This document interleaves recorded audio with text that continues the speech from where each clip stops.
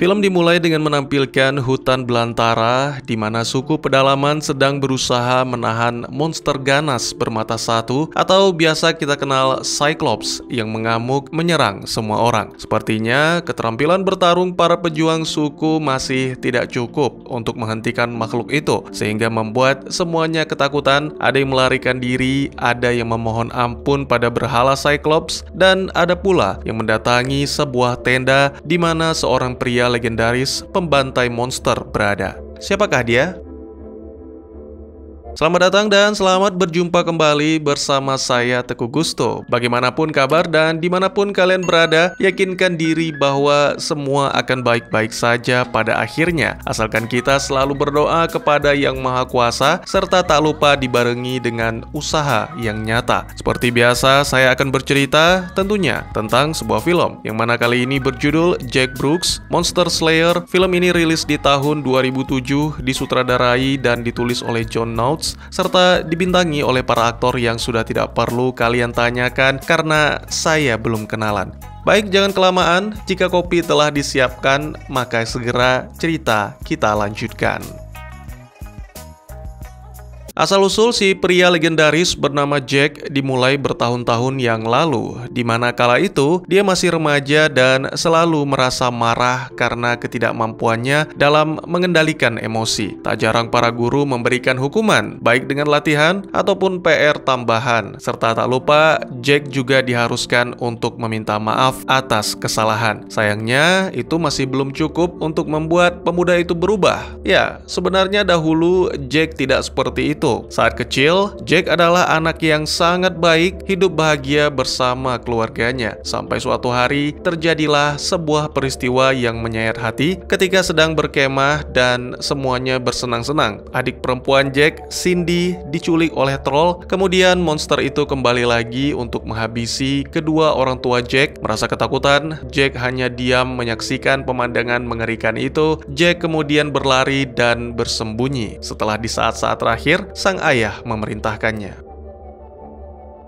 Saat ini Jack sudah berusia 20 tahun, tapi masih membawa kenangan dan rasa penyesalan tersebut sehingga emosinya mudah terpancing. Tentu saja dia selalu berusaha untuk menjadi lebih baik selain bekerja sebagai tukang ledeng. Jack juga mengikuti kuliah malam untuk menyelesaikan pendidikan serta rutin berkonsultasi dengan konselor bernama Silverstein untuk mendapat pengarahan. Namun sayangnya, setiap pertanyaan yang diajukan selalu saja membuat emosi Jack meledak. Dan pada akhirnya sama sekali tidak ada kemajuan yang dicapai. Pada suatu malam, Jack terlambat hadir di kelas, yang mana itu adalah hal biasa baginya dan bukan sesuatu yang mengejutkan bagi Profesor Crowley. Hanya pacar Jack, Eve, yang marah besar karena untuk kesekian kalinya Jack ingkar janji tidak menjemput sehingga Eve diantar oleh sang ayah. Namun Jack sama sekali tidak terpancing emosi dan malah melirik ke arah gadis lain di ruangan itu. Profesor Crowley menjelaskan dan memperlihatkan kepada para mahasiswa tentang natrium yang dapat menyebabkan ledakan jika dimasukkan ke dalam air. Setelah jam pelajaran selesai, Eve kembali mengomeli Jack dibantu oleh seorang pemuda menyebalkan bernama John. Beruntung, di saat emosi Jack mulai memuncak, Crowley meminta Jack untuk ikut ke rumah karena pria itu membutuhkan keahlian Jack sebagai tukang ledeng. Beberapa waktu kemudian, Jack tiba di rumah Crowley dan bertemu dengan anjing kesayangannya bernama Waldo. Terungkap bahwa rumah itu baru saja dibeli oleh sang profesor dengan harga yang sangat murah karena memiliki sejarah yang tidak menyenangkan di baliknya. Jack segera menuju ke ruangan bawah untuk memulai pengerjaan pada pipa yang tersumbat. Dengan pengalaman yang dimiliki, tak sulit bagi Jack untuk menyelesaikannya. Namun, sangat disayangkan, ternyata itu tidak berhasil. Semua saluran mengalami kerusakan, bahkan keran airnya mengenai kepala Jack.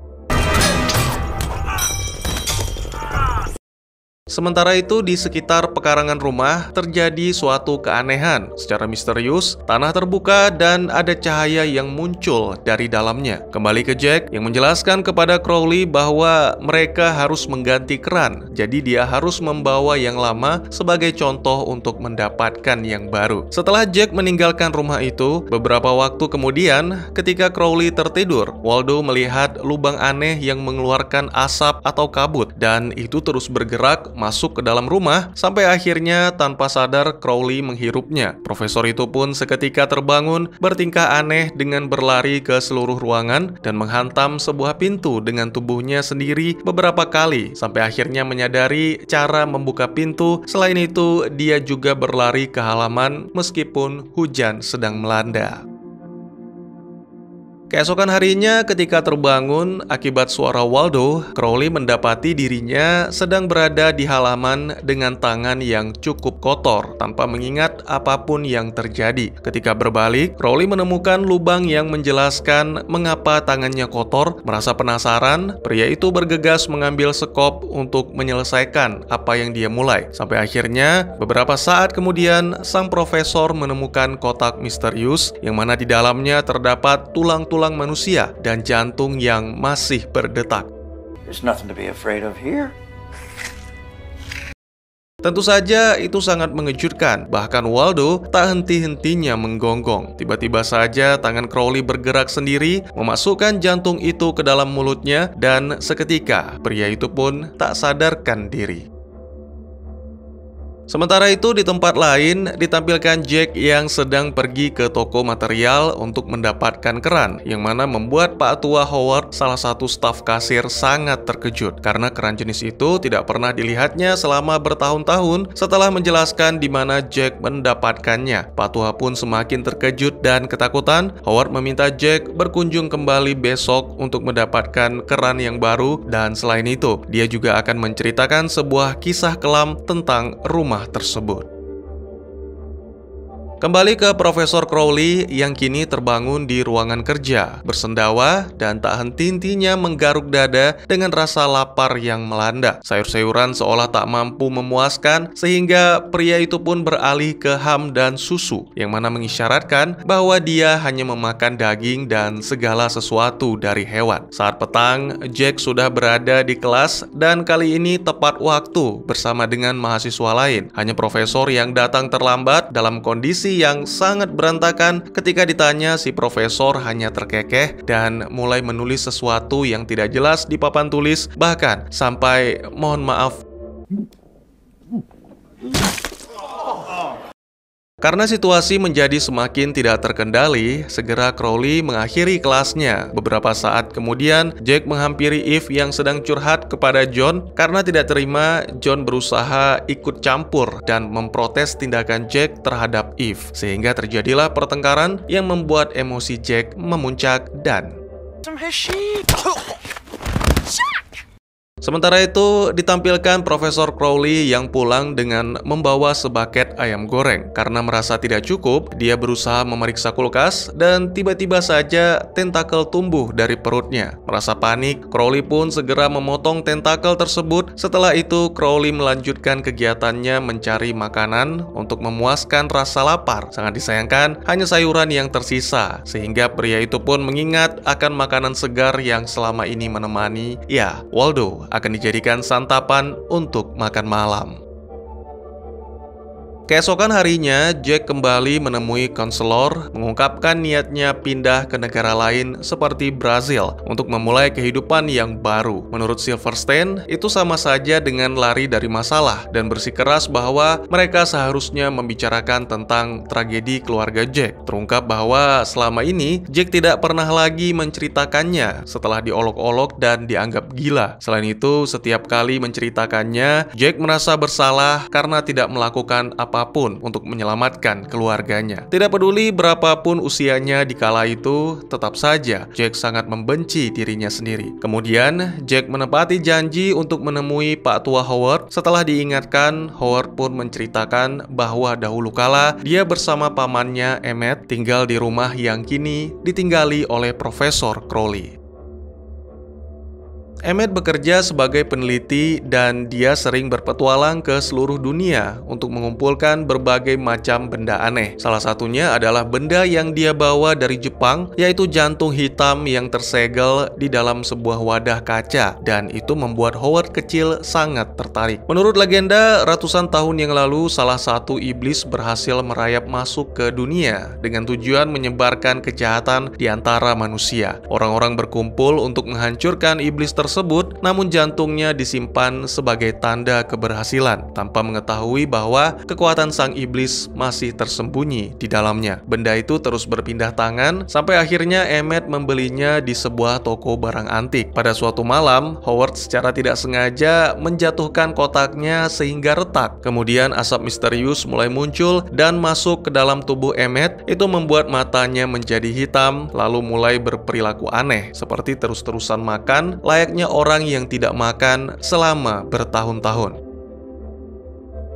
Howard yang ketakutan memeriksa kotak kaca dan tidak menemukan jantung iblis di sana. Beberapa waktu kemudian, Howard menemukan Emmett sedang memakan anjing mereka, lalu ketika mendekat, tangan Howard digigit sehingga dia segera melarikan diri ke gudang lalu menggunakan senapan untuk menghabisi sang paman. Setelah memastikan pamannya benar-benar mati, Howard meletakkan mayatnya di dalam kotak untuk dikubur di halaman belakang, meskipun masih terdengar detak jantung. Sayangnya, Jack hanya mengabaikan karena baginya itu tidak masuk akal. Bagaimana mungkin seseorang yang kehilangan tangan bisa melakukan semua itu? Beberapa waktu kemudian, di kampus, saat bertemu dengan Eve, Jack mencoba memperbaiki hubungan mereka dengan cara meminta maaf. Sayangnya, hal itu malah memicu pertengkaran baru, seolah dirinya selalu salah di mata Eve. Saat berada di dalam ruangan, mereka menemukan Profesor Crowley tidur di mejanya dengan lengan yang penuh noda darah. Beberapa remaja Badung mencoba mengerjai, namun sang profesor sama sekali tidak peduli. Sampai akhirnya, seorang mahasiswi yang khawatir mencoba mendekati dan seluruh mahasiswa pun berlari ketakutan, termasuk Jack. Namun dia tetap berusaha menyelamatkan Eve dan si mahasiswi yang dihempaskan. Crowley sendiri, tubuhnya mulai berubah menjadi bentuk yang sangat mengerikan dengan tentakel-tentakel di punggungnya yang merayap menangkap para remaja.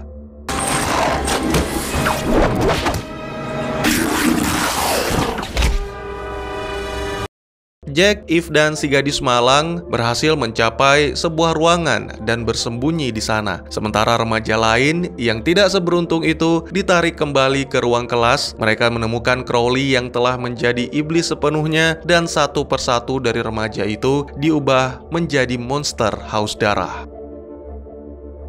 Yang pertama kali diubah adalah John. Dia segera dikirim untuk memburu 3 remaja yang gagal tertangkap, yang mana adalah kelompok Jack. Tak sulit baginya untuk menemukan ruangan Jack. Beruntung Jack berhasil menyelamatkan Eve, tapi tidak dengan si gadis malang yang tertangkap dan segera menjadi santapan. Pelarian pun kembali berlanjut, namun semakin lama semakin sulit karena Crowley terus menambah prajuritnya. Apalagi ada seorang security dungu yang terlambat membuka pintu, sehingga membuatnya menjadi korban. Pada akhirnya Jack dan Eve berhasil tiba di mobil van dan segera melarikan diri. Namun tiba-tiba saja Jack mendengar musik yang sama persis saat malam tragedi yang menimpa keluarganya. Segera Jack mengusir Eve dan mengabaikan semua omelan gadis itu. Kali ini Jack tidak akan melarikan diri dan bertekad untuk menghabisi iblis Crowley demi menyelamatkan teman-temannya. Setibanya di kampus, Jack mempersiapkan semua peralatan ledeng dan dengan sebatang pipa dia menyerang para mayat hidup.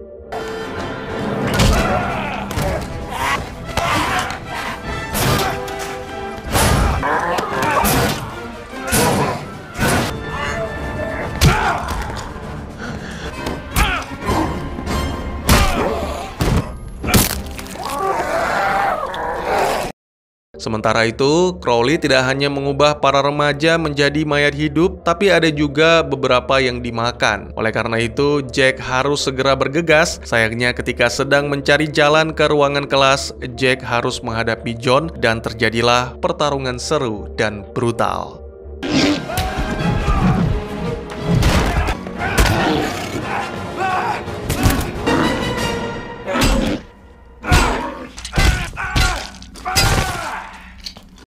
Setelah membalut lukanya, Jack mempersenjatai diri dengan kapak sebelum masuk ke ruangan kelas, di mana saat itu Crowley sedang mengubah seorang gadis menjadi mayat hidup. Segera Jack menggunakan kapak untuk menebas tentakel agar teman-teman bisa melarikan diri. Tentunya Crowley tidak tinggal diam, segera dia melancarkan serangan dengan tentakelnya sehingga membuat Jack berada dalam posisi sulit.